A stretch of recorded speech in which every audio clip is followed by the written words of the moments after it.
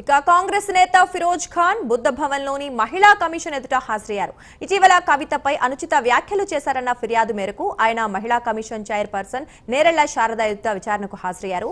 మహిళల పట్ల తనకు ఎల్లప్పుడూ గౌరవ మర్యాదలు ఉంటాయని స్పష్టం చేశారు. తాను మాట్లాడిన మాటల్లో ఇలాంటి బూతులు లేవని, ఎవరికి క్షమాపణ చెప్పాల్సిన అవసరం లేదని అన్నారు. ఇకపై మహిళల పట్ల మాట్లాడే ముందు ఏకవచనంతో కాకుండా గౌరవంగా మాట్లాడేందుకు ప్రయత్నిస్తానని చెప్పారు. రాజకీయంగా ఇప్పటి వరకు అనేక ఉపన్యాసాలు, ఇంటర్వ్యూలు ఇచ్చినప్పటికీ కొన్ని సందర్భాల్లో మాటల ప్రవాహంలో కొన్ని సందర్భాల్లో పొరపాట్లు జరగవచ్చని, వాటిని వ్యక్తిగతంగా తీసుకోవద్దని ఆయన కోరారు.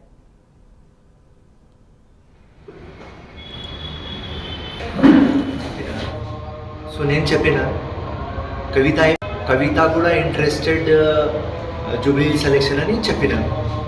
సో నేను చెప్పిన కవిత ఏం పీక్తుంది, ఇది నా స్లాంగ్ లాంగ్వేజ్. సో తెలుగు ఇప్పుడు నేను నేర్చుకుంటున్నా అండ్ అది ఫ్లోలో వచ్చేసింది. సో పీక్తున్నా అని ట్రాన్స్లేట్ చేస్తే మీరు హిందీలో క్యా ఉఖాడ్ రహే. సో దాంట్లో ఏం డెరోగేటరీ లేదు.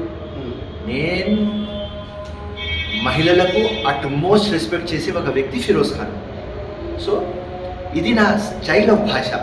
నేను ఇప్పుడు మాట్లాడేటప్పుడు సోనియా గాంధీ, ప్రియాంక గాంధీ, రాహుల్ గాంధీ, రేవంత్ రెడ్డి ఇట్లనే చెప్పేస్తా.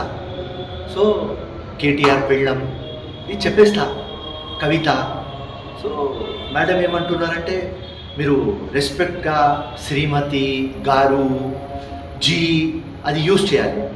సో ఇది నా భాష. ఈ స్టైల్లో నేను ఫంక్షన్ చేస్తాను. సో నాకు ఏం డెరోగేటరీ ఇక్కడ కనిపించలేదు.